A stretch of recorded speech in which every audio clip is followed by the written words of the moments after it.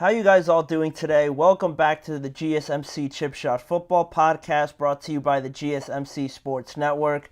I'm your host, Manny Maradiaga. Today is Monday, September the 9th. We already have our first NFL Sunday past us. The week is still going on, though, with the game set to kick off in about an hour and a half with the Jets taking on the San Francisco 49ers over there in San Francisco. On today's show, we're going to talk a little bit about that game, previewing it in all of its totality, some of the matchups, some last-minute information on it, and I'll be giving you guys my predictions on who I think is going to win.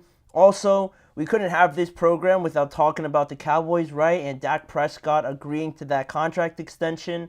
We're going to get into all of that, plus some more storylines from all the craziness that happened over the weekend, so stay tuned for all of that stuff coming up. But also, before we get started, as always, if you guys have any questions, any comments or opinions you'd like to share, your input is always a big part of what makes this show great, and we thrive on your energy and insights. So whether it's a quick comment, like I said, a thoughtful question, or an opinion you'd like to share, don't hesitate to drop it in the chat. Now, if you want to make it absolutely sure your message stands out and gets featured on the show, there's an easy way to do that. Use the Super Chat feature just by clicking the $ at the bottom of the chat box to send in your Super Chat. This guarantees that your message gets on the air, and it's also a fantastic way to support our channel, and we rely on your support to keep bringing you the sports content you love, and we appreciate every bit of it. So go ahead, let us know what you're thinking, hit the Super Chat button, and let's keep this show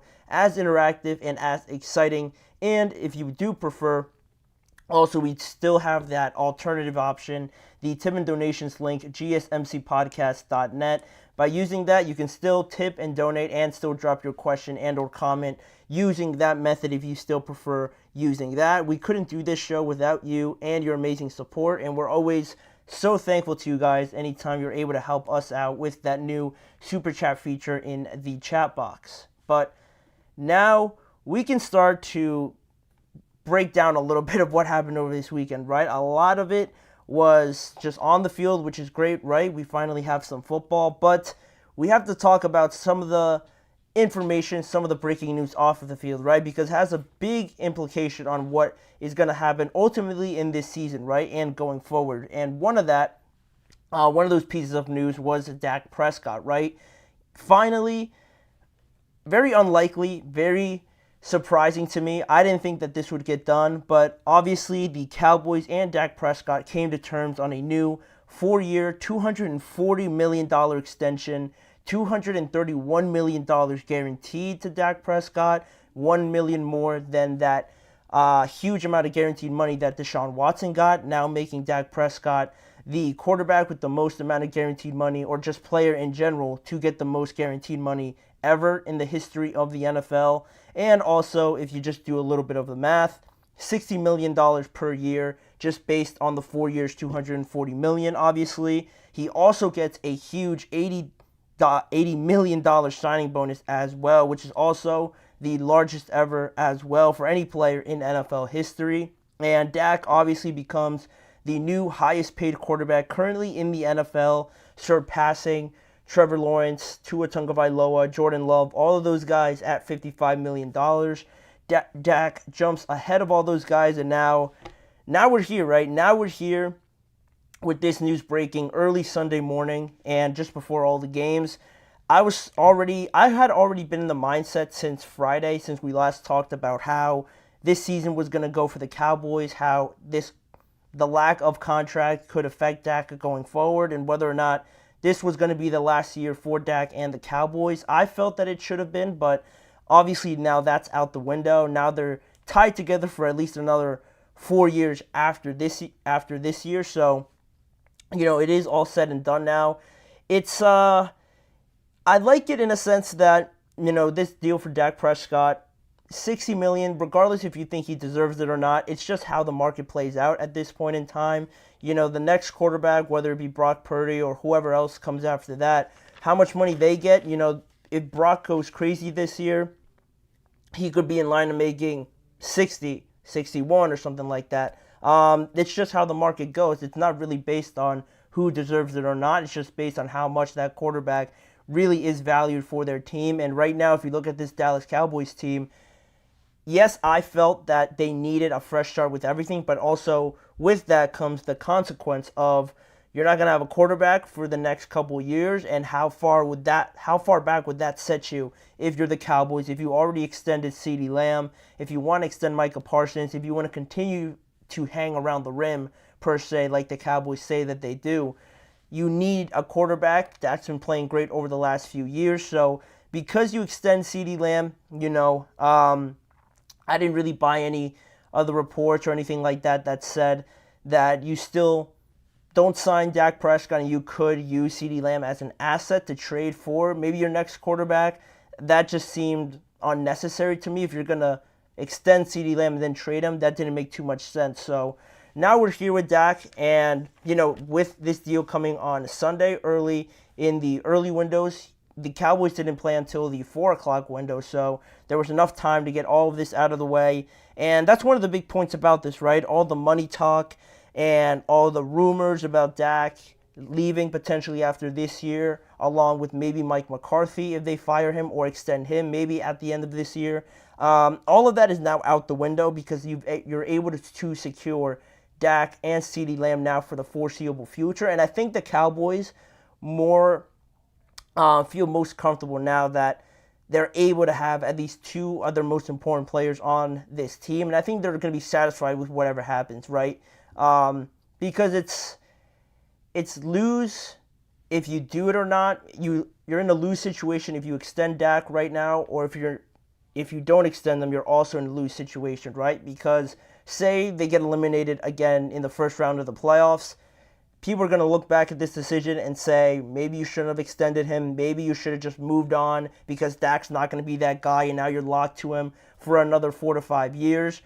That's going to be a bad situation, however people spin it. But if you decide to move on from Dak, then the story's going to be, right, you shouldn't have let him go. He was a good quarterback in the regular season. You should have just kept trying to give him another chance. Now you don't have another quarterback, right? You were in a tough spot regardless, so now at least all of that is out of the way, and now there's no real point in looking back on it. It's already done, and hopefully it works out for the Cowboys now. But touching on some of the games a little bit that just happened on this extension and on the Dallas Cowboys, right? Dak gets his money, and then right away, just 4 hours later, he has to play against the Cleveland Browns. And right off the bat, based on the performance, winning 33-17 against the Cleveland Browns in hostile environment, it's a great start. It's a great start for validating that contract. And Dak said the same thing after the game, right? He said, obviously, that he's not thinking about the money, that he's just wanting to hold up his end of the contract. And that's a great way to do it. Yeah, they didn't play an amazing game, like Dak threw for like 400 yards and like 3 touchdowns, but they did enough. The scoreline, I think, was a little bit more flattering to the Cleveland Browns. It really, from start to finish, from the first couple drives, you saw how the Cowboys and Dak were looking pretty comfortable and were not really being affected too much by that Cleveland Browns pass rush and just the defense overall, which is very good. It looked like the Cowboys came in with a great plan, great execution on the part of Dak Prescott, and they got out of there with a win where I thought that it was not going to go like that at all. 2 quarterbacks that had a lot of pressure on them. Dak showed up in hostile environment, I'll say it again, and showed out, played very well for all the circumstances, right? Getting that last-minute contract and everything like that. And now they're just on this journey together, right? Him, the Cowboys, going hand on hand. And the expectations now, for Dak and this contract don't really change too much if we look forward a little bit more. It's still, regardless of how the regular season goes, I think people are just going to be looking to the playoffs, obviously, with Dak. And there's no real question of whether or not the regular season is going to work out well for Dak and the Cowboys. I think most people would assume that their roster, especially after this first game and how they game plan for it, I think most people are going to see this Cowboys team as a playoff team or right there on the fringe of it with other teams that are looking very good. But it's all just going to stem from those playoff victories, if they get them or not, and whether or not they're able to change that narrative a little bit, because the NFC is very good. The NFC is very tough just by the looks of it right now. And once they get into the dance, right, once they make it into the real games, into the playoffs, depending on if they have home field advantage or something like that, that's really where this contract, and that's really where you want to see the results pan out. The regular season, again, they're probably going to do a decent job. I had them finishing third in the division. There's still a long ways to go, but, we'll see where this goes from Dak. It's not going to really be put to the test until the playoffs, and that's when everyone's going to make their final judgment on it. But Dak, now the new highest paid quarterback in the NFL. It was, again, pretty surprising just because it came from the Cowboys, in my opinion. I thought he was going to move on and get it from a different team, but evidently not. The Cowboys are now tied to him. I just hope it wasn't a case of, they felt that they just had to do this because they need a quarterback to just be relevant. I didn't want it to be that case. Rather, I wanted them to sign him because they felt that Dak could be the guy to take them forward and finally get over that hump. If they still don't believe that and they just signed him for the fact that they don't want to lose a great quarterback, then we're just going to have the same old Cowboys, right? And nothing's going to change. So once the playoffs hits, we're going to see what really has changed and if this Cowboys team has taken a step forward or not. But that's still months away. We're only just through the first week of the NFL. And on that note, we're going to move on from this topic, and after the break, we're going to look into the game tonight, previewing the matchup between the Jets and the San Francisco 49ers, the last game of Week 1. It should be a good one. Aaron Rodgers, Brock Purdy, Nick Bosa, Fred Warner, all the stars are going to be out tonight. I'm going to give you some key predictions, some matchups, and key factors that could affect the outcome of tonight's matchup. So don't go anywhere. A lot more to come on today's show. You're listening to the GSMC Chip Shot Football Podcast. I feel like I'm losing my mind. Is everybody in the world blind? Please, Lord, give me a sign, a sign. I feel like I'm losing my mind. Is everybody in the world blind? Please, Lord, give me a sign, a sign. I wanna be the greatest. Everybody on the fake shit. I look around and feel like everybody is the fakest. I make this every day and I'm impatient, hoping one day I blow up from the basement. Statement, the top is so vacant. I don't hear shit that I think is amazing. Waiting for my day when I'm playing sold out shows for 1,000 faces. Hey, give me that crown, get in my way and to be put down. It ain't your place, all this my town. If I want that shit, then I'll get it right now. I'm losing it, the noose it fits, some losing shit, a stupid myth. You choose to live or choose to dip, you choose to fight or lose your grip and lose a gift.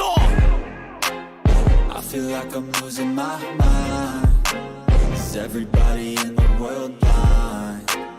Please, Lord, give me a sign, a sign.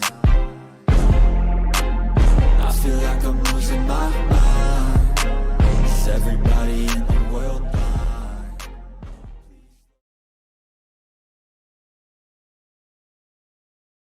Back here now on the GSMC Chip Shot Football Podcast to get into a little bit more of the game tonight before we start recapping some of the bigger stories from yesterday, because there were a lot of them. But I wanted to talk about the game tonight here just for a moment, just for this segment, just because it's going to be a good one. It's going to be a good matchup for a lot of reasons, right? The Jets are traveling across the country to Aaron Rodgers' home state to take on the 49ers on the first edition of Monday Night Football tonight, set to kick off at 8:15 Eastern Time.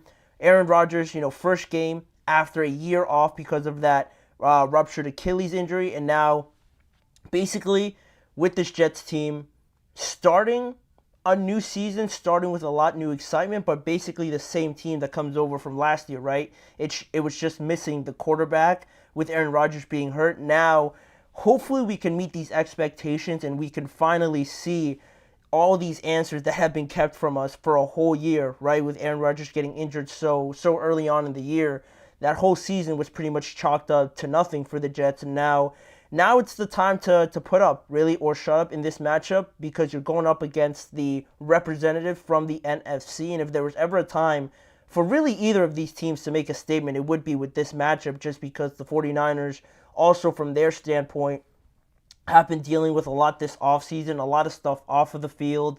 Brandon Ayuk, right, obviously, Trent Williams, and Christian McCaffrey also not being able to practice. All those guys should be ready to go in this matchup. And finally, like I said, after a bunch of stuff just circling around for weeks and weeks and weeks, I think people just wanted it to end rather than have it favor them in any other way. I think people just wanted to see it end, and now finally the 49ers can focus on football and start talking about, we're only in September, only the first week of the regular season, but this team is really Super Bowl or bust at this point, and they need all of their attention now, starting from this game and going forward. So that's pretty much the overview of it. Getting more into the specifics of each team, looking at the New York Jets here. Their first game obviously going to be on the road in San Francisco. Their first look at a new offensive line for them, with Morgan Moses coming over at right tackle, Tyron Smith, their new left tackle as well, and John Simpson coming over from the Baltimore Ravens for one of their guard spots on their offensive line, right? That's a pretty formidable offensive line now with those three guys, Elijah Vera Tucker and their center who's escaping my mind. And it's just a completely different look now from last year, where I know Rodgers didn't play, but the offensive line was a big question last year. And now, while that was a question going into this year, they did a good job of addressing it with three capable starters for this team. So that shouldn't be an issue right off the bat. Also, they were able to bring in Mike Williams to kind of complement Garrett Wilson on the offensive side of the ball. The tight end spot is another one where I would have liked to have seen them add a little bit more talent, a little bit more of an established name. I'm not too sure who the tight end is right now, but I would have liked to have seen someone been added there. But Mike Williams, Garrett Wilson, along with Breece Hall, is not a bad combination whatsoever. Even still, they have Allen Lazard trying to bounce back from the season that he had last year. So they have a good group of playmakers there. Obviously, Garrett Wilson being highlighted the most out of all of those guys. But Mike Williams will be one. He should be active tonight. I haven't seen him on any injury reports or anything like that. The question just will be how much he will be playing after a very serious ACL injury. That'll be something to keep in mind. If he's on a snap count or anything like that, we'll keep an eye on that. Also, Mike Williams will be playing, but Hassan Reddick is probably not going to be playing, according to all the reports and all the news that have come out just today. Hassan Reddick, because of that, will be forfeiting an $800,000 game check for not playing in tonight's game. He is still holding true to his word and holding out from not getting that new contract extension for the Jets. It seems like he's not budging after, missing the entire offseason and now trickling into the regular season. It looks like Hassan Reddick is really going to bunker down and not going to show up until the Jets finally cave and give him that contract extension. I think that they should. And this game will either push him over the line to go and do it, or we're just going to be left in this gray area where Hassan's not doing anything. The Jets win tonight. If they win, they might not feel like they necessarily need Hassan Reddick right now, and they'll have no problem finding him again if he misses another game. So you don't want it to get to that, obviously, because then it just gets uglier and a lot more messy. So for right now, Hassan will not play in this game. He'll have to forfeit that check, obviously, and we'll see how much he will be missed tonight, obviously, because the 49ers offensive line is very good. Trent Williams on one side, and their entire offensive line has just been solid, at least since Brock Purdy has been their quarterback. And for the Jets, similar to that point, also sticking on the Jets, Bryce Huff, one of their leading sack leaders from a year ago. He is now gone. He is now on the Philadelphia Eagles, and we'll see if that has any impact, if Hassan will be more of a missing piece now that Bryce Huff is gone. Who's going to step up to kind of complement Quinnen Williams, Jeremiah Johnson, and all those guys to get a real pass rush going, because you can't have just Brock Purdy sitting back there for numerous seconds just finding any of his weapons that will get open if they are left open long enough. So that's going to be something that I will be looking at as well as the game goes on. Then moving on to the 49ers here a little bit, just talking about them and what they have to, address going into this game. No real missing pieces, just that we didn't know about already going into this game. Drake Greenlaw, he's going to be on IR for a couple weeks. Talanoa Hufanga could be playing. I haven't updated it yet on any injury reports. Last time I saw it, he was questionable at this morning. So throughout this segment, I will check on that to see if that changes. But for right now, he's questionable. He could be playing after missing the majority of last year with a serious injury that he suffered as well. Then, moving on from that, you have another person that's obviously going to be out is Ricky Pearsall with everything that happened and being shot and everything. He was put on not the injury reserve, but a different list, the non-injury related list that keeps him out for, I want to say 4 weeks as well, recovering from all of that, taking all the time that he needs, right? So he won't be playing in this game, obviously. So pretty much on top of that, we should have everybody else healthy and ready to go. Christian McCaffrey, Ayuk, and Trent should all be ready to go in tonight's matchup. Now that I'm looking at it, Talanoa Hufanga, the 49ers safety, is doubtful. He was downgraded a couple hours ago, so we probably won't see him in the secondary for the 49ers, which, they've been without him for a while now, so it doesn't change too much, but they would have loved to have him in there and be close to 100% as possible, but it doesn't look like he'll play. He has been downgraded to doubtful for tonight's game. And now, some more information before I get into the key matchups and factors into this game. Looking at Aaron Rodgers playing again against the 49ers, it's funny because the way these stats and random facts you see about some of these players, right? I saw something that Aaron Rodgers hasn't lost on Monday Night Football games since like 2012 or something like that. So that gives you some confidence, right? That maybe if you're trying to throw some money on this game or something, maybe the Jets is the way to go to kind of upset the 49ers here. But also, if you look at the last time Aaron Rodgers has played the 49ers, the last 2 playoff meetings, the 49ers have won, but the last 2 regular season meetings, Aaron Rodgers has won, but he was still with Green Bay, right? Now, obviously, with a different team. There could be some differing factors there, but Aaron Rodgers, in different circumstances, playoffs versus regular season, having very different results against the 49ers, so take that as you will. And also, the 49ers enter this new season with another new defensive coordinator, that being Nick Sorensen, with Brandon Staley, the old head coach of the 49ers, also on that coaching staff for Kyle Shanahan.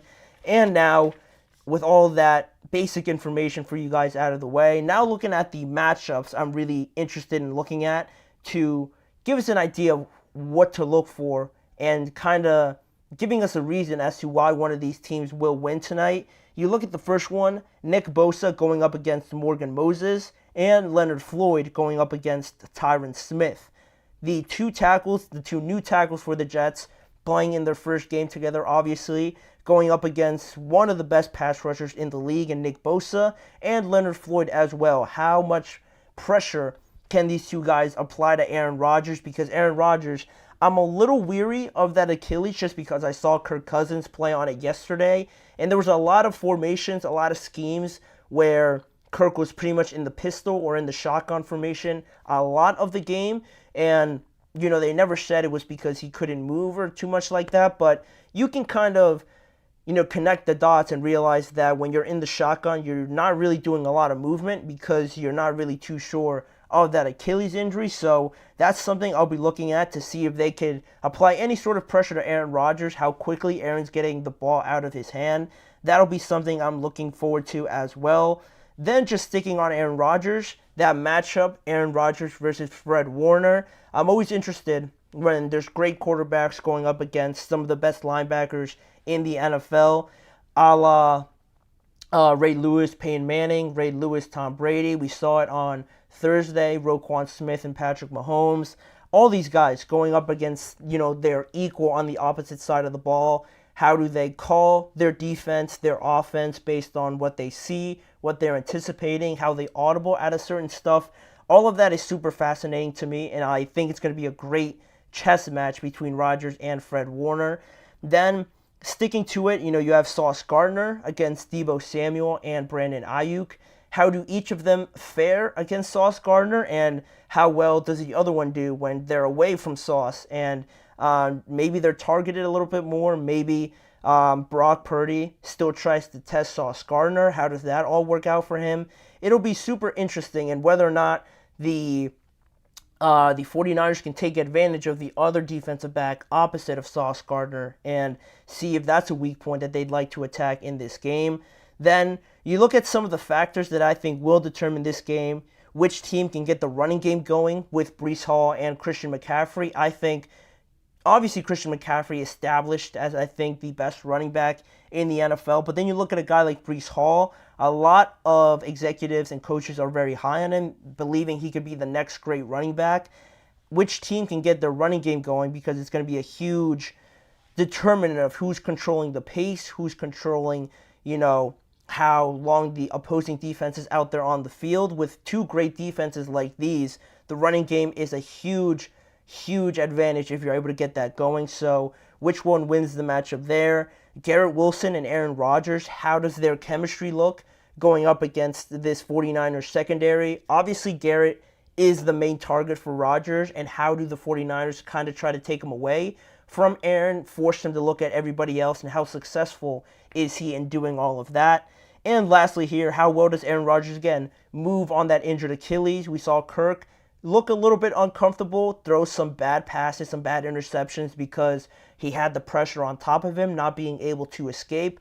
Does Aaron Rodgers face the same difficulties, similar injuries from a year ago? That will be something huge to look at. But in terms of my predictions, I feel like I'm already, I think, 1-1 in these scenarios, right? I picked the Chiefs because they had less to figure out. I picked the Packers in the next game because they also had less to figure out. And now I still want to go with the 49ers because, again, they have less to figure out. They know who they are. They have the exact same team coming over from a year ago, give or take a few players. They know who they are. They know what they're trying to get to. They know their weaknesses, their strong points. They have a lot more figured out than I think the Jets do, traveling across the country as well. I feel like it's a lot to just throw out there for their first game. Aaron Rodgers, a tough opponent, coming off of a year-long reserve, being on the bench, being injured. I think all of that stuff stacks up against you, and I think the 49ers would just be a little bit more comfortable in tonight's game to get to their stuff, execute on it, and I wouldn't be surprised if they win this game. I'm going to say 23 to 14, the 49ers will win off of this game, off of the 49ers. The Jets trying to still get everything to going. I like the 49ers in tonight's matchup, so if you're betting on it or anything like that, if you want to take my advice, I think the 49ers will win tonight's matchup, but that is set to kick off in about just over an hour from now, so we'll get to that after tonight's show. But moving on to a different topic now after this upcoming break, we're going to talk about some of the storylines from this past Sunday, specifically on the AFC North. A lot of the teams, most of the teams falling to 0-1. One team leading the division, 1-0. And what do we make of the disappointing performances from the Browns, the Bengals, not so much the Ravens, and not so much the Steelers? We're going to get into dissecting that division a little bit more after this break. We'll be right back. Looking for your daily fix of sports talk without having to pay for it? GSMC Sports Network is available on YouTube. Just search GSMC Sports Network. Get your fix of daily sports talk shows on YouTube, absolutely free. NFL, college football, NBA, MLB, MMA, UFC, fantasy football, and so much more. GSMC Sports Network has shows running all day long, with new sports shows starting every 2 hours. Just like on your favorite cable sports channel, except GSMC Sports Network is absolutely free. Just search GSMC Sports Network on YouTube to catch one of your new favorite shows, like the GSMC College Football Podcast, Chip Shot Football Podcast, Hoops and Heels Women's Sports Podcast, GSMC Basketball Podcast, and so many more. Check it out for yourself. GSMC Sports Network, now available on YouTube absolutely free. Search GSMC Sports Network on YouTube right now.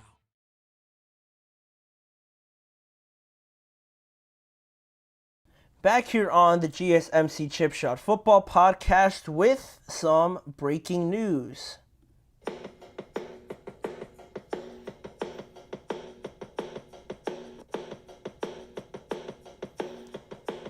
After we just finished talking about the 49ers and the matchup between Breece Hall and Christian McCaffrey, of course, we got this latest report from Ian Rappaport, Mike Garafolo, saying the following: the 49ers star running back Christian McCaffrey, calf/Achilles injury, will not play in San Francisco's game tonight against the Jets. So apparently not all good with Christian McCaffrey. He will not play in tonight's game. Huge determinant. Does that change my pick? It almost does. No, I'm going to stick to my pick. I'm still going to say the 49ers win. I'm going to stick to it now. Obviously, huge loss there for the 49ers, but it's just going to make it closer. I think the 49ers will still squeak out of this with a win. But that's the last we'll talk about that game, just set to kick off in an hour or so now. The next topic we'll get to will be what happened in the AFC North. The Steelers, of all teams, right? The probably favorites to finish last among a lot of people in this division, actually are the only team to have a winning record in the AFC North after the first Sunday of the year. It didn't give a good first impression, I think, for the rest of this division, because I've been on here multiple times saying that this is one of the tougher divisions in football. They're a contender for honestly having at least 3 teams in the playoffs each year. But the first week, very short sample size, I do know. But regardless of that, not leaving a good taste in a lot of people's mouths after Sunday especially, because I wouldn't say Baltimore, gave off a bad impression. There were certainly some question marks and some doubts after that game, even though they were only a play away from potentially winning that game. I don't think people were left too upset by what they saw from Baltimore, and even the Steelers, right? With all the craziness of who was starting and who wasn't before kickoff. They got the win. They didn't score any touchdowns. There was 6 field goals by Chris Boswell, but they're in the win column nonetheless. It was really the 2 teams from Ohio that disappointed on Sunday. For the Bengals and the Browns, just very disappointing on the offensive side of the ball, right? Both of them were very poor, very flat on the offensive side of the ball, just a lot of sloppy plays, and it just looked like they needed more time. Like the preseason obviously wasn't enough, and we know how the preseason goes, right? Not everybody plays, hardly anybody plays, but apart from that, you still would have liked to have seen more from both of these teams, because we're talking about the Browns, who have a great defense. They were in the playoffs last year. They lost to the Houston Texans ultimately, but there was still that hope with Deshaun Watson, and we're going to get to Deshaun Watson more in this segment, but even more so later on in the show. But they just fell flat to the Cowboys. They just never looked comfortable in that matchup. And also for the Bengals, on the offensive side of the ball, you have Burrow, you have Jamar Chase, depending on how much he played in that game. You didn't have T. Higgins, but even still, you're not going to lose to the New England Patriots, who were underdogs in every single one of their games this year. To lose at home, especially the way that they did, really raised some alarm bells, at least for me. And we're going to stick with the Bengals, right? Because the Bengals couldn't avoid a massive upset to the New England Patriots. Obviously, they entered that game as 7.5 favorites. The Patriots were 7.5 underdogs, obviously. And with them beating the Cincinnati Bengals, it was the biggest upset in terms of point differential in the last 6 years. And especially if you just look at the state and the narrative around both teams, right? You look at the Bengals, considered right off of the bat, just based on the fact that they have Joe Burrow, already one of the contenders to be in the AFC Championship game, right? And same thing, you look at the Patriots, nowhere near the narrative of the Cincinnati Bengals. They're considered one of the worst teams in the NFL, right? A contender for one of the top picks in the draft again. But all of that flew out the window, and the Patriots really just took it to the Cincinnati Bengals in this game. Again, no T. Higgins, but Jamar Chase was out there with Joe Burrow, but it just, again, didn't look as clean and as smooth as it has looked in the past. And you could chalk that up to the lack of snaps in the offseason and in training camp or something like that. I'm sure a lot of people will, but Joe Burrow said that that really didn't hold too much weight with him and his teammates in the locker room. So depending on what went wrong for the Cincinnati Bengals in that game, you look back to last year even, and it's starting to become a little bit of a trend here for the 49ers, because if you look here, you look at Joe Burrow in week 1 of last year in 2023 and Joe Burrow in week 1 of this year, and how the numbers aren't really great at all. Just looking at it from last year, right? You look at that 2023 game against the Cleveland Browns, funny enough, he was 14 of 31, only 82 yards in that game, and they only scored 3 points. They got absolutely smacked in that game against the Browns. And then this year, a little bit better in terms of yards, but 21 of 26, not too many misses, but you weren't really too, I guess, efficient with the ball to move it. In terms of putting points up on the board, right, you're completing a lot of passes, but how impactful is that really towards putting up some more points? Really similar stories in both years, just from last year against the Browns, now into this year against the New England Patriots at home again. That's back-to-back years now where Joe Burrow hasn't looked great in the start of the year, at least for the first games. And now, usually, it just comes down to the fact if Joe does end up finishing out the year healthy. If he does that, he's been in the AFC Conference game every time he's been able to stay healthy. So the start not being too much of an impact as much as the end, but still, it's not a great look, right? With all the anticipation coming into this year and just looking at this week, just week 1, you look at the Bengals and just how they just didn't lose to any team, right? They lost to the Patriots, new head coach, new quarterback, and new everything basically. And they looked like the team that maybe were contending for their division, right? It looked like the roles were reversed in some aspect, but does this mean I'm writing off the Bengals completely, that they have no chance? No, but it was just a very big surprise just based on week 1. Very surprising result and a very disappointing one for the Bengals that, again, have a lot more to figure out, it looks like, because not only was it the offense, but you look at the running game for both teams as well. The Cincinnati run game was pretty pedestrian. You only had Zach Moss run for 44 yards, and while they couldn't get anything going in the run game, the Patriots, on the other hand, were all about the run. Ramondre Stevenson putting up 120 rushing yards, scoring a touchdown and all of that.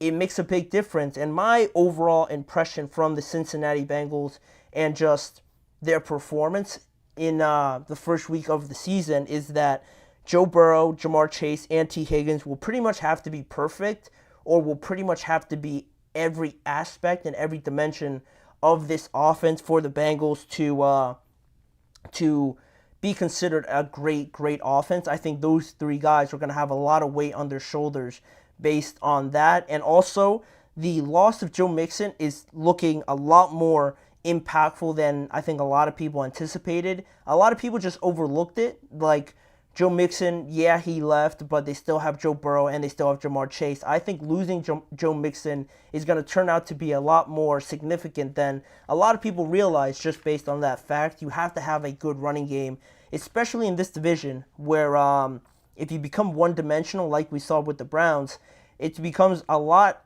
harder on your quarterback, especially if the offensive line isn't too great like the Bengals is. So speaking of Cleveland, they're also not they're not saving themselves from any sort of judgment or criticism as well. They lost at home 33-17 to the Cowboys. Their offense gave their defense no help in either time or putting up any sort of points. Just really a one-sided defense of their home field from their defense on that side. A great defense, but every great defense can only go so much time on the field before you obviously get tired, start rotating people in, or you get trapped out there on the field because the other team is running hurry-up offense and you can't make subs. So really no compensation, no compliment from the offense in this game for the Browns. The offensive line was something that I think a lot of people will point out to. Like, They were missing two of their tackles, their two starting tackles they were without for this game. But you look at the other side of the ball, the Cowboys were starting two rookies on their offensive line, and it looked like Dak Prescott was hardly ever touched in that game. So to use that excuse, I don't really buy it, and I don't really hold too much weight towards that, just because you look at both teams, right? Great defenses. One has Myles Garrett, one has Micah Parsons, Trayvon Diggs, Denzel Ward. Same thing to Darius Smith, Jeremiah Owusu-Koramoah.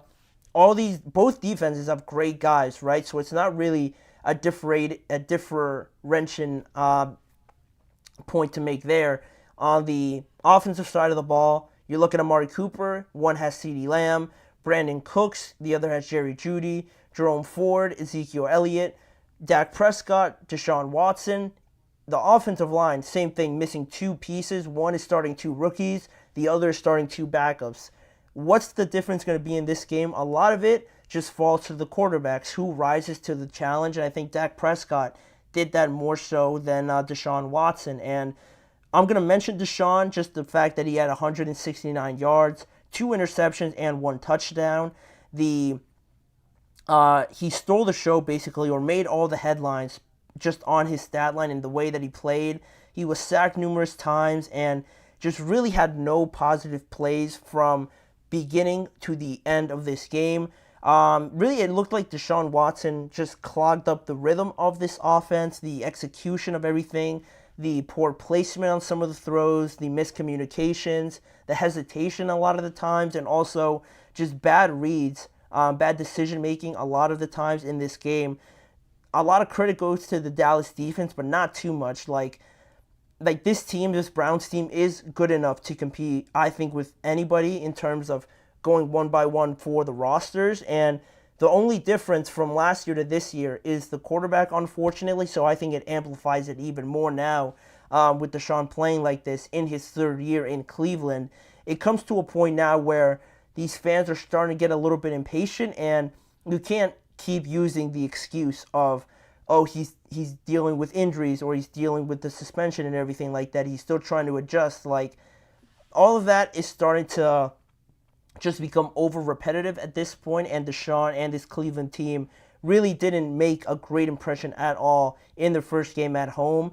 Again, we're not writing off anybody, but just based on the first week, it hasn't looked too positive for either of these two teams. And I didn't even get to the Steelers, but I think really just for the whole AFC North to kind of pan out this way, for the Bengals and the Browns to put up goose eggs as they did, I think that pretty much writes the whole story about this division. Like, the Steelers are sitting first in this division where everybody probably thought they were going to be last. The Ravens also 0-1.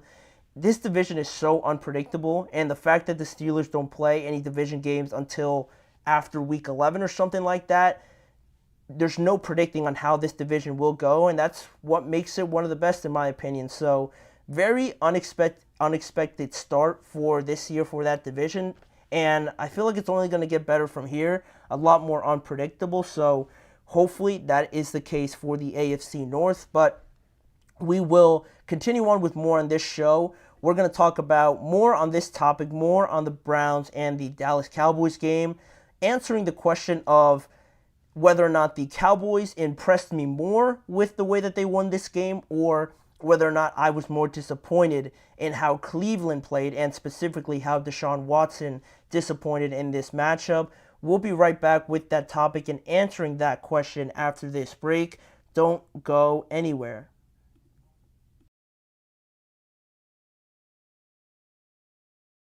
For the best and latest podcasts available anywhere, go to the podcast app on your cell phone and type in GSMC to access free content-rich podcasts on health and wellness, book reviews, sports, entertainment, relationships, social media, movies, technology, finance, and even weird news. Subscribe and download the GSMC Podcast Network's family of shows, available everywhere podcasts are found.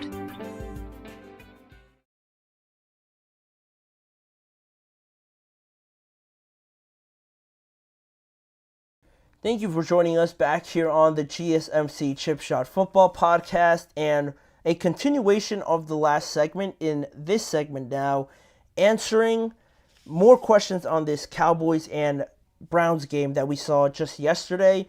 Dallas defeating the Browns 33-17 in comfortable fashion yesterday. A well-rounded win with really everyone chipping in. Like I said in the last segment, it's not like Dak carried the Cowboys or anything like that. It's not like CeeDee Lamb had an amazing game for his standards. Also, the defense played great, but it's not like they had pick sixes or anything like that or forced fumbles or anything like that. They had 2 interceptions, but still 33-17 I think was pretty flattering for the Cleveland Browns in this game. And I'll even chalk it up to some of the coaching, the game planning around this game for the Dallas Cowboys and how well they executed on everything. It looked like everything went exactly how they planned it. Dak hardly ever facing any struggle or stress in the game. He looked very much in tune with everything. Every throw was supposed to go where it needed to go, when it needed to go there. So huge credit to the Cowboys, and very impressed with them because, like I said before, I thought they were going to lose this game, and I was expecting more out of the Cleveland Browns, and that's where my answer sort of lies with this question, right? More impressed with the Cowboys or disappointed with the Browns? And just because I picked the Browns to win this game and thinking that Deshaun Watson was going to show us a little bit more, it has to be more that I'm disappointed with the Browns than I am with the Dallas Cowboys, more than I am impressed with the Cowboys because, it is a good win. I don't want to diminish the efforts that the Cowboys put into this game, right, with all the distractions, leaving everything to last minute. This was a good win for them, a good road win for one of their tougher road wins that they're going to have on their schedule. But, the Browns just like putting up the display that they did, and especially at the quarterback position, everything in the NFL lives and dies pretty much with the quarterback spot, right? Anything regarding a good team, a bad team, you could look at their quarterback and, find a lot of answers in how that quarterback is playing. They get the most amount of money. They're the stars of the entire league pretty much. The quarterback is exponentially so important to every team, and once they play good, that's when they're hyped up a lot, right? That's when you hear a lot about Tua or Trevor or some of these other guys that might have a great game. It's amplified even more because it's the quarterback performance on top of who they are, how well that they played and everything like that. But also on the flip side of that, once they play bad, it's the end of the world, right? It's everything that you don't hope to happen with your franchise, especially with an organization like the Browns who have been longing for a quarterback, like they thought they were getting in Deshaun Watson, and then to have it all play out in this way after 3 years or now entering year 3, there's a lot of concerns now, a lot of concerns around Deshaun Watson, and the story with this game obviously goes to the quarterbacks who would perform better to start the year. Both of these quarterbacks were facing a lot of pressure with Dak and the contract and everything like that, and just being the quarterback of the Dallas Cowboys. And Deshaun, trying in any way possible to show everybody that, the last 2 years, there was a lot of troubles. There was a lot of things that he went through with the suspensions and the injuries and stuff like that. You really wanted to put that in the past, but again, now that the team says that you're healthy, you're fully ready to go, that shoulder's not bothering you, you still put up a disappointing performance like this. Now we're starting to run out of excuses, right? We're starting to run out of time, really, for Deshaun Watson. More and more, I think people are starting to realize that this Houston version of Deshaun might, start to lose a little bit of steam here as we go over the rest of this year. You hope that it's still in there. You hope to see it at some point, but you're starting to become less and less confident that is going to happen. And ultimately, it came down to how both of them played in this game. Because Dak, like I said before, was cool, calm, orchestrated a lot of the offense, executed everything very well. And, on the other side, Deshaun Watson was evidently not that, because some of the throws were just, like I said, late, inaccurate, or just not deciding on the right throw to make at that time. There was a lot of just questionable throws, I will say, for a lack of a better terms, questionable throws, decision-making and everything like that, holding onto the ball a little bit too long goes along those lines, right? You make a couple of bad throws, then the next throw, it looks like it's there, but you don't want to make another mistake. You roll out, you're still looking for options, but that might have been your only one, and now you're out of options, and you either take that sack like he did in 6 occasions yesterday, or you throw up a bad pass and have the risk of it being intercepted, right? That all comes with the doubt, the couple of inaccurate throws, messing up your rhythm, and now the quarterback, Deshaun Watson, is a little bit lost, and it becomes evident, like I said, when everything is pretty much even. It's an even playing field everywhere on both of these teams except the quarterback positions, right? That's why you pay these two guys, funny enough, the most guaranteed money in NFL history, originally held by Deshaun Watson, and now it becomes Dak Prescott with his new extension. One of them already after one game already pretty much is giving you more hope that they're going to live up to that contract over Deshaun Watson that has been on this contract for the last couple of years but has yet to shown us that, that was a good investment. And not only the money, right, because the money is what it is now.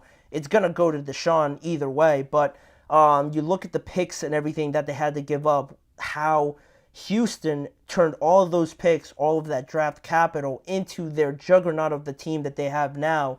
And it makes you look back on that trade and, calling it the worst trade of all time. I feel like I hear that term every year with some of these blockbuster deals, but it's certainly going to be up there. With that being said, I hear it a lot. It's thrown out a lot, but this trade, now looking back on it in hindsight and how, it has all turned out, all of that isn't playing and it isn't doing Deshaun Watson any favors right now.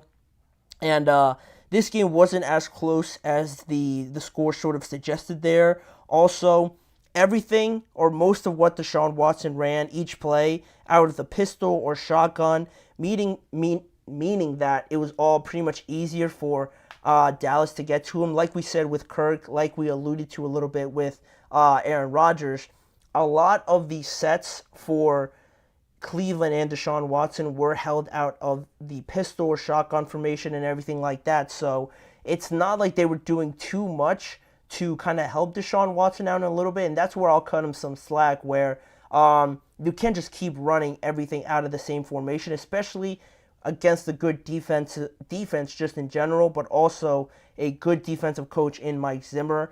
If you see that throughout the entire game, throughout an entire half or anything like that, and you don't include any play actions or bootlegs or anything like that, or some formations out of center, like right behind the center, it becomes easier for their pass rushers to just come and have a free shot at you, have your offensive line be in constant one-on-one matchups, and it has no real creativity to kind of keep the defense on their toes. Everyone is playing up to their man, making sure that Deshaun tries to throw it quickly, because if he doesn't, that pass rush is going to get to him either way, and that's what comes with the bad decisions, the hurried throws, the inaccurate throws, and then you're second-guessing everything, right?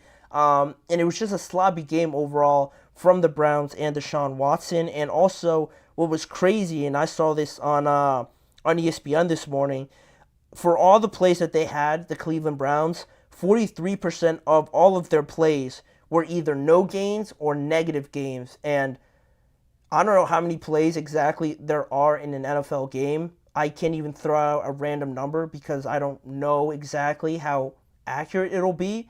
But to have almost 50% of it be negative or just gain no yards, again, it shows that 33-17, super flattering, because if half of your plays are staying right where you are or you're losing yards, like, there's no, like, what are we even talking about in that sense, talking about the Browns against a great team, great defense, I'll say, with the Dallas Cowboys, with some great players like Micah, DeMarcus Lawrence, Trayvon Diggs on there, a good defensive coordinator in Mike Zimmer.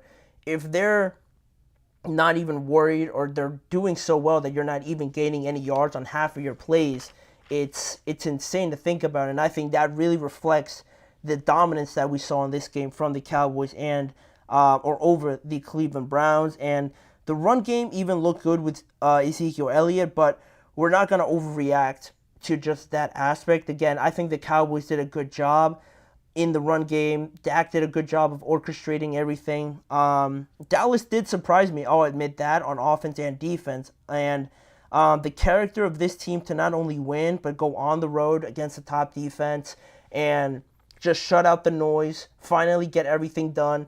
Like Jerry Jones said, to his credit, everything would get done. And, still win, put up 30-something points on this team. That is great for them. I was surprised in that aspect, but still, I would just say I'm more disappointed by the Browns just because the belief with Cleveland is that they have a championship roster, but Deshaun Watson is becoming the clear disconnect from what we saw last year in the second half of the year to what we're seeing right now. And people are just going to be calling more and more as the games, sort of play out. I don't know who they're playing next week, but I know some of their games are against the Raiders, the Giants, and some other team along the next couple of weeks. And you have some hope there that it will get better, right? The Raiders just lost, the Giants just lost, but if it doesn't get any better, people are going to start calling for something to be done about Deshaun Watson and this team because of the fact that they just saw Joe Flacco walk in basically and make this team unrecognizable from last year to this year. And the only thing that changed was the quarterback. There only comes so much time before everyone starts pointing out the obvious. And what happens to Deshaun Watson after that still remains a huge question, but that's still a long ways away. As the weeks go on, maybe the Browns change something about their offense or anything like that to try and help out Deshaun, but right now it wasn't a great opening game for the Browns and Deshaun Watson. That's why I'm very much disappointed more so in the Browns than I am with the Dallas Cowboys and impressed with the way that they won this game. But that is already in the past. And speaking of a game that's in the past, we were so caught up in everything over Sunday. A lot more things that I could have talked about, but I had to bring up Friday's game, right? The first ever game in Brazil, Saquon Barkley dominating in that game against a very keen Packers team. I wanted to review that game, talk about Saquon dominating in that game overall, and just my thoughts from it. It was a great game back and forth, so we're going to review that game in its totality for this last segment. We'll be right back after this break.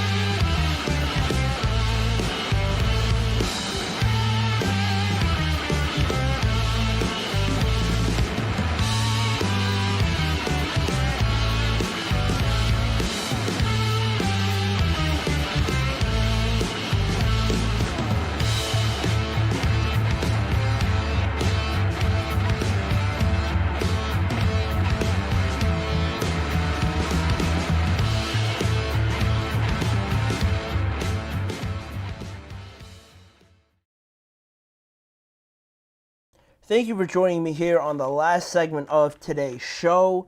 I had to go back to last Friday and talk about the game that we obviously didn't get a chance to go over because on Friday, we signed off and everything, and then we all watched the Packers and Eagles game that was one of the better games in all of Week 1, just having two great competitive teams, two of the NFC contenders this year, in my opinion, go at it, and it didn't disappoint. This game had a lot to talk about, but Saquon helping the Philadelphia Eagles to a 34-29 victory over the Packers was really the main storyline. Obviously, with the Eagles winning this game, it all starts and ends with Saquon Barkley, right? But with that being said, it was a rough start for the Eagles, but, having Saquon on their team, you only felt that it was only a matter of time before something broke through, whether it was the passing game or Saquon getting more involved. Something had to happen because they were too talented for it to start off the way that they did, right? With Jalen Hurts struggling a couple times to start the game. You know, you look at the interception that he threw to Xavier McKinney, just a bad decision to throw it, just chuck it up into the middle of the field to Devontae Smith, surrounded by three guys. Then there was that bad exchange with Cam Jurgens and the snap. They ended up losing that football as well, and you're starting to think that some of these problems with Jalen not having Jason Kelce there, obviously as the center, you're starting to have a little bit more doubts about this team. But then they started to settle in, and I think rightly so. They started depending on their running game and using the entire offensive line, right? Because that offensive line still continues to be one of the best in the NFL. After losing Jason Kelce, like I said, they moved over to Mekhi Becton to fill in that right guard spot as Cam Jurgens moved over one spot to be the starting center now. And it looked like they didn't miss a step, right? And from that point on, once they kind of settled in and realized that Saquon Barkley might be more often than not the guy that they have to go through to sort of establish any sort of rhythm, identity, or impose their will on any game, I think they're going to have to start with Saquon Barkley. And he made a big point in this game, like I said, because you look at the stats and how he finished this game and how impactful he was just from start to finish. You look at the numbers just on your screen there against the Green Bay Packers. He had 109 rushing yards, 2 touchdowns, 23 receiving yards, and a receiving touchdown, right, to cap off his hat trick of touchdowns, tying a Philadelphia record with 3 touchdowns in his debut. Terrell Owens did it back in 2004, and now, 20 years later, an equally as talented player does it for the Philadelphia Eagles again. And overall, I feel like you look at these numbers, and I feel like this is just a ballpark idea of what Saquon's ceiling can be with this Eagles team, because the thought that Philadelphia realized that as the game went on that he should be what this offense is based around, because, you know, he is that good of a player. As good as A.J. Brown is, Devontae Smith, Dallas Goedert, even Jalen Hurts, I think Saquon, again, playing the position that he plays, running back, having that sort of talent at that position, you see it with Christian McCaffrey and the 49ers, right? The 49ers were a good team before Christian went over there, but once Christian ended up on that team, they reached a whole nother level that I think a lot of people didn't think was even possible with how good they were already. And I think we're starting to see that same thing here with Saquon and the Eagles, because as good as they were last year, like the Eagles were 10-1 last year at some point, then you add Saquon Barkley now to this year, not only are they going to be just impossible to stop on the defensive side of the ball, but really most of all, I think it's going to help Jalen Hurts overall, just not having to throw the ball so much or really find himself in difficult spots where he's trying to force it. He's trying to make tough decisions just by extending plays, and then everything gets all messed up and you're in 3rd and longs, 2nd and longs, and things like that. Having Saquon paired up with that offensive line is going to make these situations that they face a lot easier. Saquon is going to benefit, obviously, from it because he's playing around a lot of talented guys, so you can't really stack the box against him. And if you do, you know, it's just going to be easier throws for Jalen Hurts, and that's where I'm going with all of this, right? As much as Saquon is benefiting from it, Jalen's going to benefit from it, helping him rebound from the year that he had last year. And that's what makes this entire plan by Howie Roseman to go out and get Saquon Barkley, steal him from the New York Giants, I think, genius. And now it's going to help out so much. And to just talk about this game a little bit more in its totality, you know, you look at 34-29 and you're thinking, wow, there was no defense in this game at all. But a big difference maker to me was the fact that Philadelphia's defense really shut everything down around the red zone when Green Bay made it there on slow, methodical drives, right? They scored a lot of plays on some just long passes, some blown coverages, if you will. They had a lot of explosive plays, right? But a lot of times when they had these long drives, they had something going, started building some momentum, they only got so far until the Eagles kind of put a roadblock in between their drive, and the Packers really struggled to get a lot of their red zone possessions into the end zone, really, at the end of the day. I thought the Eagles did a great job of that, bunkering down in the red zone, holding Green Bay to multiple field goals where if they score one or two of those touchdowns, it's a different game potentially. So I was very impressed by that. Whereas, the Philadelphia Eagles defensive line, was better in the red zone than I thought they were going to be.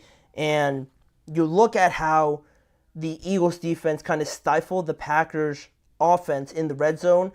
You look at the other side of that, and when the Eagles made it to the red zone, they did struggle with getting the ball into the end zone. Obviously, a lot of times last year and even the year before that, their red zone percentages weren't that great. Now, going back to Saquon, having a guy like him making these red zone trips a lot easier because you're able to run it with him, and he's able to break a couple tackles. We saw one of them when he was in the red zone.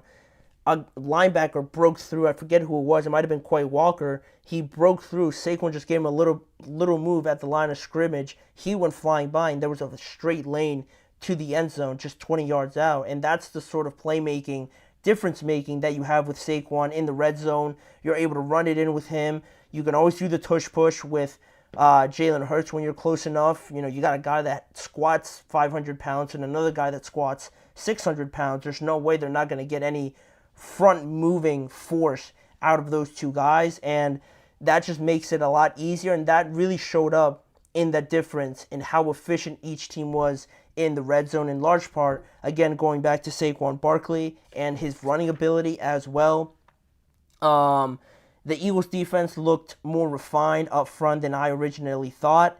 Zach Bond, we talked about it in the preview, how Devin White wasn't going to play and how the linebackers were going to do without Devin White in there. Zach Bond really stepped up in this matchup, making a lot of tackles, good in coverage as well, complimenting Nakobe Dean.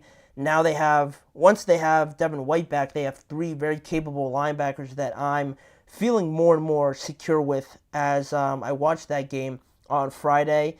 There were some miscommunications that will ultimately be fixed, but you saw it on some of the broken coverages, right, that there was just some miscommunications or a lack of communication on some of those. So those could be easily fixed. And I expect Jalen Hurts to cut down on the reckless plays. Just, again, going back to the point about Saquon, that with Saquon leading the way, and I think ultimately becoming the more significant and vital piece of this offense, I think it'll limit Jalen Hurts from throwing and finding himself in these bad situations where he's just chucking it up to A.J. Brown or Devontae Smith. He's going to find himself in a lot more third and shorts, second and shorts, and maybe not even getting the third downs, right? Or using the tush push even less. So all of that is going to help Jalen Hurts even more, helping him rebound from last year not playing so well. And that's all the positive I had for the Eagles. Unfortunately for the Packers, you look at the fact that they lost this game, right? It was a bummer, but not as big of a loss as they are going to have with their quarterback now, Jordan Love, being out for 3 to 6 weeks with an MCL sprain. Malik Willis is reported to now be the starter for them after just being traded there a couple weeks from the Tennessee Titans. He's going to start for them now going forward for the next month or so, month and a half or so, give or take. And it's obviously unfortunate for the Packers, and it sinks my prediction, I think, of them winning the division. Not just because I don't think they could come back or anything like that, but Detroit looked really good last night in the Sunday Night Football game against the Rams. So with Jordan Love now missing a month and a half, Malik Willis hasn't looked too hot. My prediction of the Packers winning this division doesn't look so hot right now. So apart from that, thinking bigger picture, you look at the upcoming schedule for the Packers and who they'll have to play. In week 2, they'll be at home against the Colts. So it's not a toss-up by any means with how good Anthony Richardson played. So, that could go either way. Week 3, they're at Tennessee, and I know Tennessee just lost in a bad way to the Bears, but they also did some good things in that game, so that's also another close game potentially. Week 4, you're at home against the Vikings, and even though they played the Giants and they looked pretty dominant, Sam Darnold looked pretty decent. You have to deal with Justin Jefferson on that side, also Jordan Addison as well. Aaron Jones looked great as well. And on the defense side of the ball, they did pretty well for themselves. Again, albeit against the Giants. They did make some good plays and made it hard for the Giants as well. So that's anything less than, that's definitely not going to be a gimme. Week 5 against the Rams, they were just in a close game with the Lions. I would probably favor the Rams at home.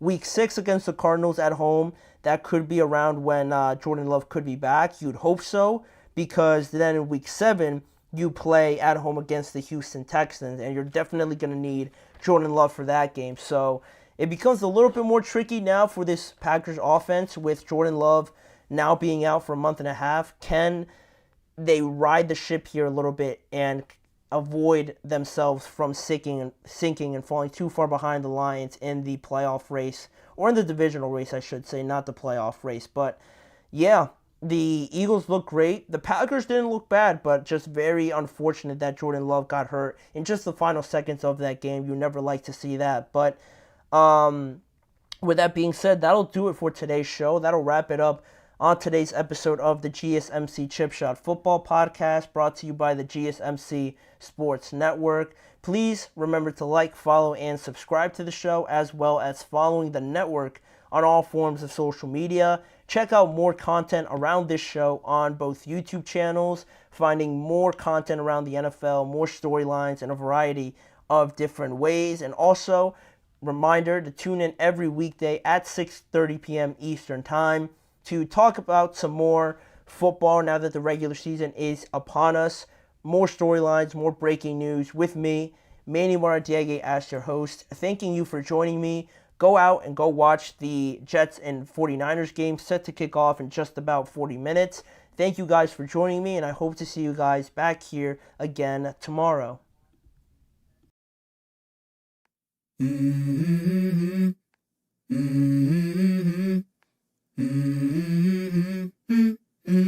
Let's go. I wake up to a little bit of drool on my pillow, feel like it's gonna be a bad day. Yeah, I'm tired of shit, and the coffee ain't hit yet, damn, ain't that great.